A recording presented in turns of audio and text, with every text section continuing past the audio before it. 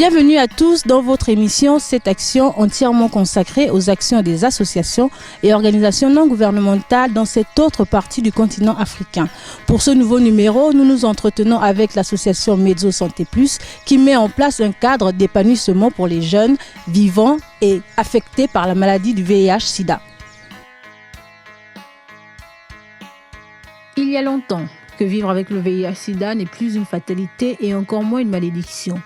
Le sida est reconnu comme une maladie chronique. Au Gabon aujourd'hui, moins de 6100 personnes sont suivies médicalement et 2200 autres reçoivent un traitement antirétroviral dans les centres agréés installés sur le territoire national.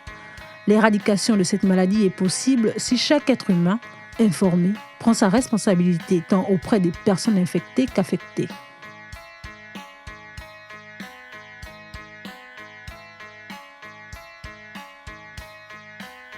Nous sommes un samedi, le temps est radieux et c'est dans le cadre paisible et enchanteur du Cap Esterias que les membres de l'association Mezzo Santé Plus, accompagnés de leurs partenaires loin des bureaux, salles de réunion, hôpitaux et caravanes de sensibilisation, ont choisi de se rencontrer pour célébrer ensemble l'obtention de leur récépissé, document qui vient légaliser leur organisation.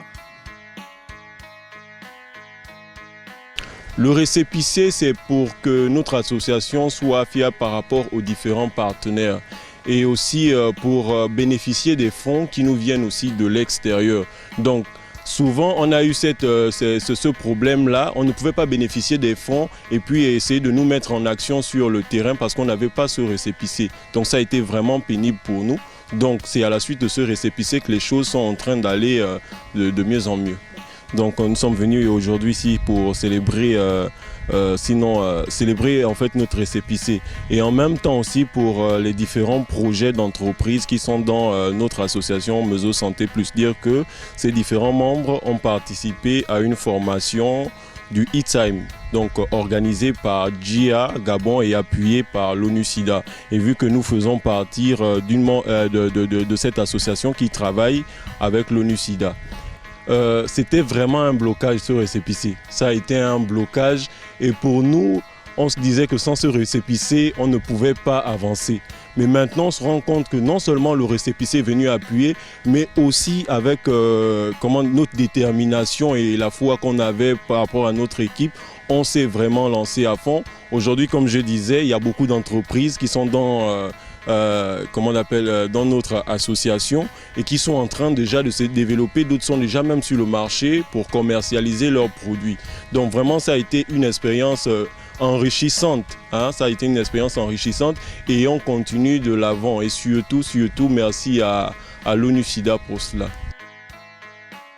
Une célébration à laquelle s'invite une formation en droit des personnes vivant avec le VIH-Sida, histoire d'enseigner la maîtrise des contours de défense face à la stigmatisation et la discrimination dont en 2015, soit plus d'une cinquantaine d'années après la découverte de la maladie, elles en font encore les frais.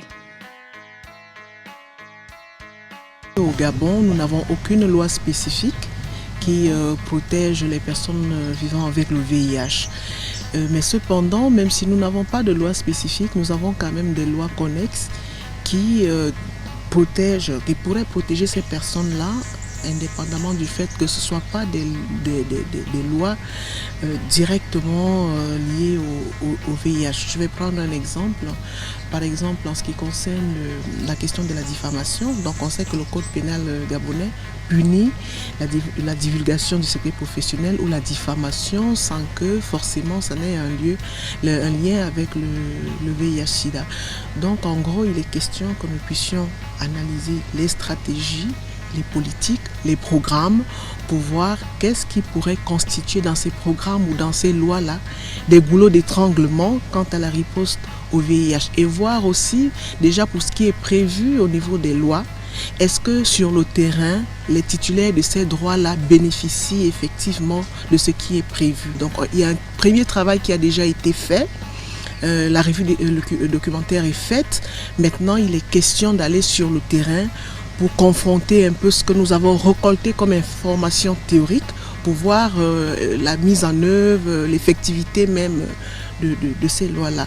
Donc c'est la raison pour laquelle nous avons saisi cette opportunité qui était celle de cette journée récréative des jeunes de Mésosanté pour pouvoir voir avec eux comment est-ce qu'ils vivent au quotidien leur statut. Est-ce que du fait de ce statut de séropositivité-là, est-ce que ça constitue un obstacle quant à l'accès à certains droits, ou alors est-ce qu'ils sont systématiquement discriminés du fait de cette séropositivité-là? Donc c'est un peu pourquoi nous sommes là aujourd'hui. Pour les avoir vus à pied d'œuvre, le directeur Gabon de l'ONU-SIDA témoigne. Il n'y avait pas d'activité au début de Medzo Santé Plus. Il y avait tout simplement un groupe de personnes qui étaient infectées ou affectées. Souvent, c'était des sœurs, des gens infectés ou des parents, des enfants, des parents infectés, mais qui avaient un besoin de s'exprimer, d'échanger, de chercher des solutions, de connaître un peu plus sur les aspects médicaux, qu'est-ce qui se passe, parce que les CTA ici au Gabon, il y a tellement de gens dans les CTA à Libreville qu'il ne reste pas beaucoup de temps pour le médecin ou pour le psychologue de s'asseoir et de donner le temps qu'il faut pour chaque patient. Donc ce groupe, c'était plutôt un groupe d'appui entre eux d'abord. Et ça, c'était très important, c'est la première chose. Et on a fait, en tant qu'ONU-SIDA, des formations sur d'être infecté, c'est quoi les conséquences, c'est quoi la maladie, comment ça évolue, quand je prends le médicament, qu'est-ce qui se passe, comment je partage mon statut avec mon époux, comment je partage mon statut avec mes enfants, je veux avoir des enfants, comment je fais pour qu'ils ne soient pas infectés, etc. Donc ça a commencé comme ça, avec des petites formations. Et c'était très émotionnel parce que beaucoup de jeunes infectés n'avaient aucune idée de ce qui se passait effectivement dans leur corps. Connaître son statut sérologique est la clé pour une vie épanouie. Medzo Santé Plus et ceux qui les accompagnent comptent bien se battre pour faire du dépistage volontaire un automatisme pour sauver des vies.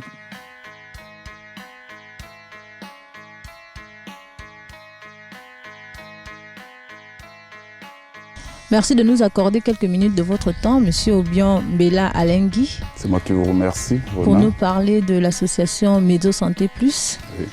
Alors, pourquoi Medzo Santé Plus à la base? Oui, à la base, Medzo Santé Plus, c'est un patois fan qui signifie conciliabule. Déjà, l'idée vient du fait que c'était déjà pour honorer le nom de ma défunte maman qui s'appelait Medzo, Rita. Bon, l'idée est née de créer Medzo Santé Plus, du fait déjà de voir que l'endémie du VIH qui se propageait un peu, et vu que dans nos familles, on constatait des cas un peu partout, donc je me suis dit, pourquoi pas aider ces personnes qui vivent avec le VIH et ceux déjà affectés. C'est pour ça que nous sommes réunis donc, dans l'association, où on a essayé de prendre des jeunes vivant avec le VIH et ceux affectés par le VIH. C'est ceux qui forment le noyau Medzo Santé Plus présentement, qui a été créé en 2013 et reconnu légalement. D'accord. Quel est votre champ d'action proprement dit? Principalement, notre champ d'action est dans le VIH et le SIDA. Nous soutenons, nous accompagnons, éduquons et formons les jeunes, comme je disais, hébergeant le VIH et affectés. On a élargi notre champ d'action aussi aux jeunes défavorisés. Oui. D'accord. Pourquoi cet aspect jeunes infectés et affectés par le VIH-Sida? Déjà dire que beaucoup de programmes sont axés vers les adultes. Et on oublie quelquefois que les jeunes sont la frange d'âge la plus vulnérable. Déjà, on constate que la frange d'âge de 15-24 est plus touchée, mais rares sont des ONG qui ont cette spécificité de travailler pour cette tranche d'âge-là. Déjà, vous voyez des jeunes femmes 6 fois plus infectées par le VIH que les jeunes garçons. D'accord. Voilà. J'ai encore une autre question, celle de savoir, parce que tout à l'heure, on a parlé d'association Medzo Santé Plus et on tend vers l'organisation non gouvernementale Medzo Santé Plus. Comment pouvez-vous expliquer cet état de fait-là? C'est pas tout un parallèle entre associations et ONG. On inspire, vous voyez, il n'y a pas encore vraiment cette culture société civile forte au Gabon. C'est pour ça Medzo Santé Plus va dans cette courbe évolutive. Nous commençons comme une association, mais tendons de régulariser les choses comme ONG. Ainsi déjà avoir ONG et les mécanismes qu'il faut au bon fonctionnement d'une ONG. Voilà. Comment élaborez-vous vos plans d'action en général? Nos plans d'action sont élaborés en interne par le bureau exécutif. Déjà spécifié que nous sommes l'une des ONG, quelquefois on confond, on n'a pas de président, on fonctionne en termes de secrétaire exécutif, dont le fondateur, le secrétaire exécutif et son bureau, et les membres actifs.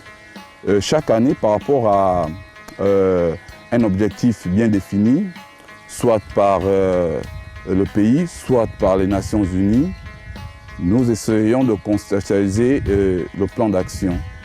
Et à ce jour, on a un plan d'action bien détaillé. Et comme les objectifs ont changé récemment, nous sommes aux objectifs de 3,90. Nous tentons maintenant de l'actualiser d'ici là.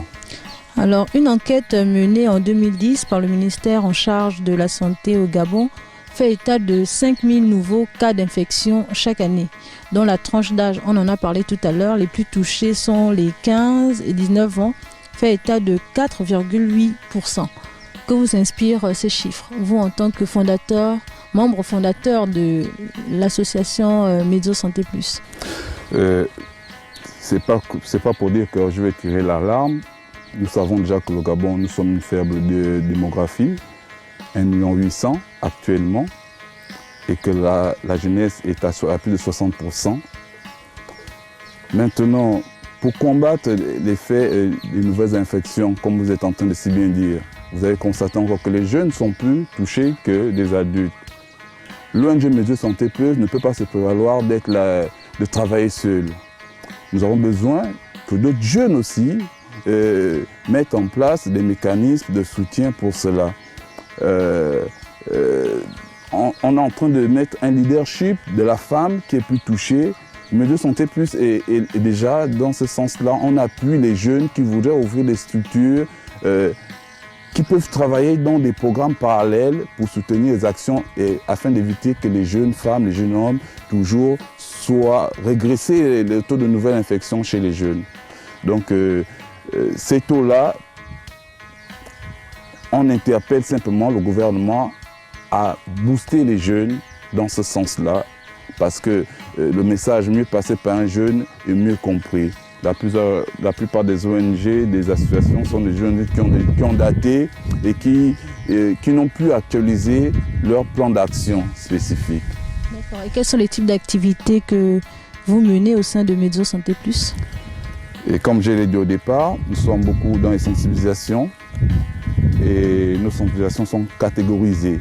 C'est-à-dire qu'on peut sensibiliser les tranches d'âge du primaire qui ont un message bien spécifique. Les tranches d'âge secondaire, un autre message plus appuyé, et les jeunes du supérieur et ceux actifs ont un type de message bien adapté. Nous formons aussi, et nous sommes déjà, je peux dire, la seule association qui avons demandé l'appui de l'ONU-SIDA pour la formation en counseling écoute, qui est très demandée pour le soutien au dépistage, c'est-à-dire que le pré-counseling et le post-counseling, pour que les jeunes s'en sortent après un dépistage positif ou négatif, pour qu'ils puissent se prendre en charge plus facilement après ces conseils. Donc, que faites-vous concrètement pour attirer et fidéliser surtout vos adhérents? Nos adhérents ont des fiches d'engagement en bonne et due forme et viennent d'horizons divers. Je dirais que pour vous dire que la maladie, la santé n'a pas de nationalité, on fidélise, mais c'est d'abord la motivation et l'engagement de tout un chacun, puisque vous savez, comme nous disons une association, on n'a pas de revenus propres. On espère que dans ce sens, le gouvernement va mettre un accent sur les associations jeunes pour qu'elles soient plus fonctionnelles. Déjà, je peux aussi dire, ce n'est pas pour faire la publicité de certains partenaires qui nous ont appuyés dans un don important de matériel. On en parlera plus tard. Donc c'est déjà ça. Ça fidélise. Le jeu n'est pas compliqué.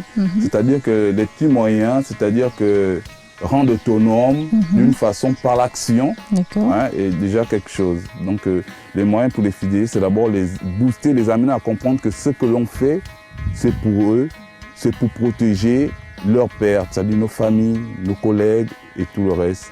On n'a pas comme on peut dire, quand certains voient motivation, c'est revenu pécunier. Non, donc dans ce sens-là, non. Et donc, quelles sont les valeurs que défendent Mezzo Santé Plus? L'engagement, la détermination et la solidarité. D'accord.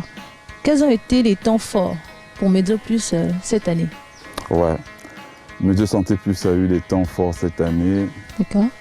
Je vous dirais que depuis le départ, on s'est battu pour notre récépissé. Ce n'était pas facile. Vous connaissez un peu le contexte. Pour une association jeune d'avoir un récépissé.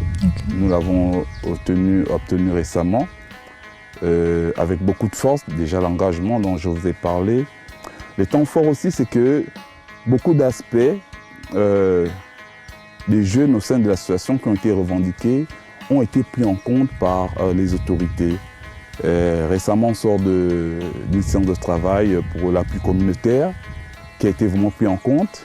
C'est pour ça on félicite les efforts de l'IDIL de l'hôtel de ville qui a fait des efforts en signant un accord à Paris et qui est salutaire dans la communauté.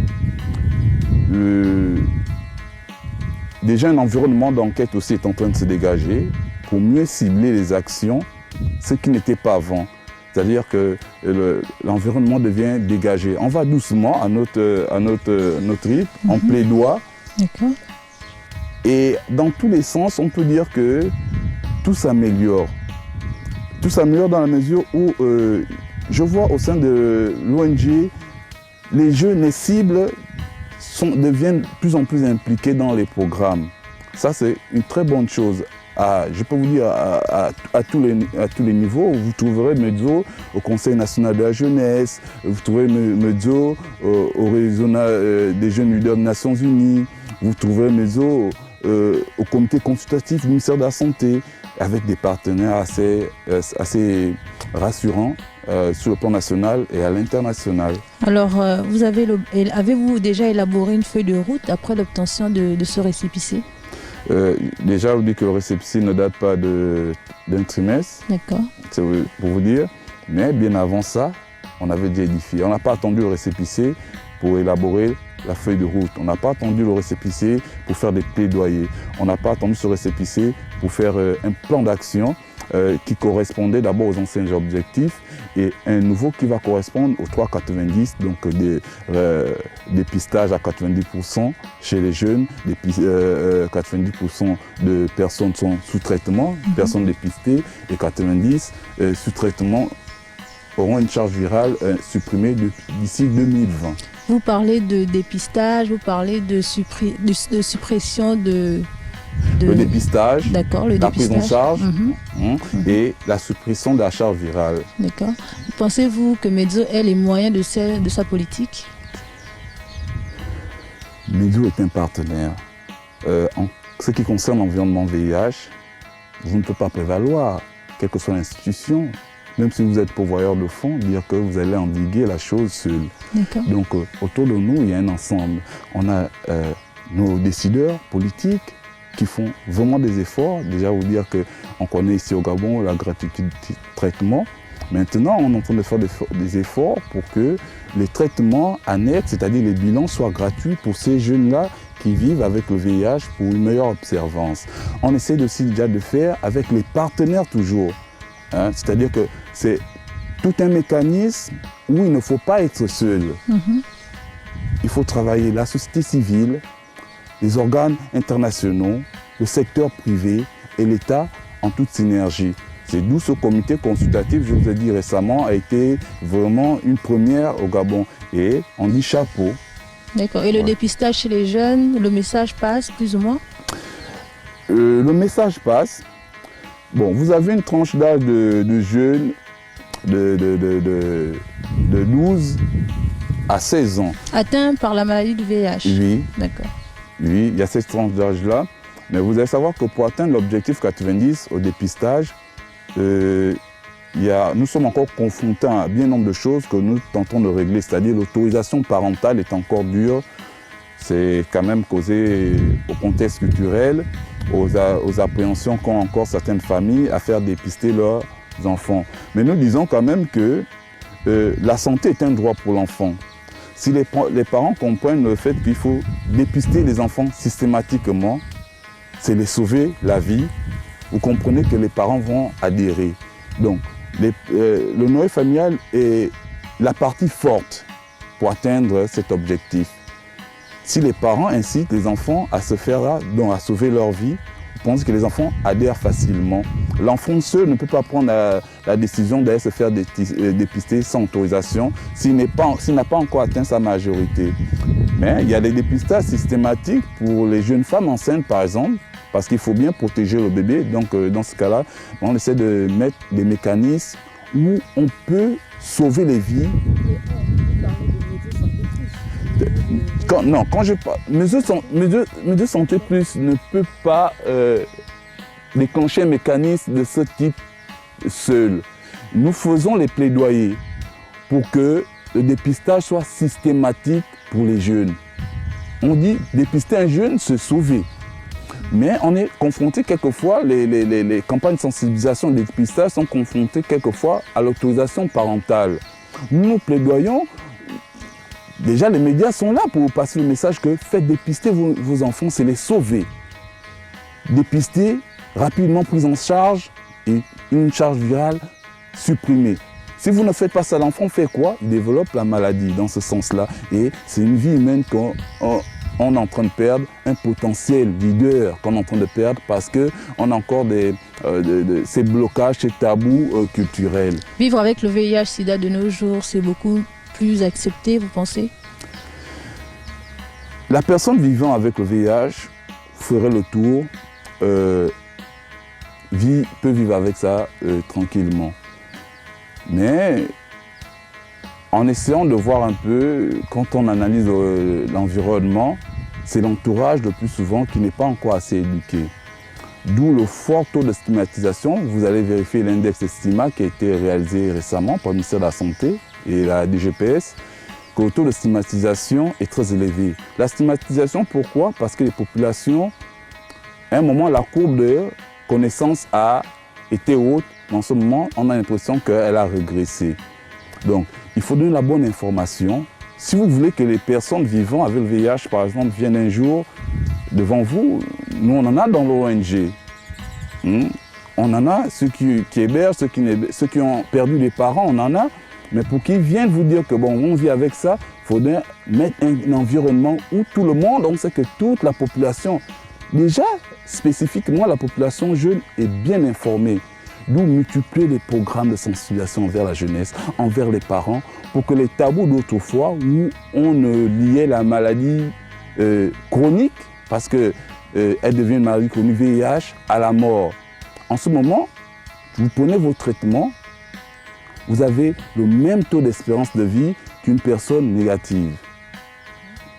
Donc c'est déjà dire que la personne qui vit avec le VIH, il prend son traitement, il peut avoir tout autant d'activités que la personne négative. Donc on vit avec cette maladie, mais si on n'enraye pas à 100% le climat de stigmatisation, la nouvelle vague de jeunes que nous conduisons ne pourront jamais s'exprimer librement. Monsieur Obiang, oui. Un mot à l'endroit de ces personnes qui vous encouragent et qui vous soutiennent? L'association Mesures Santé Plus, par mon interface, remercie déjà tout d'abord pour celle qui a appuyé depuis son arrivée au Gabon, le directeur pays de l'ONU-SIDA, et l'ensemble du système des Nations Unies, qui ont appuyé déjà cette action-là. Nous remercions aussi la DGPS pour les efforts consentis à l'endroit de ces jeunes affectés et vivant avec le VIH.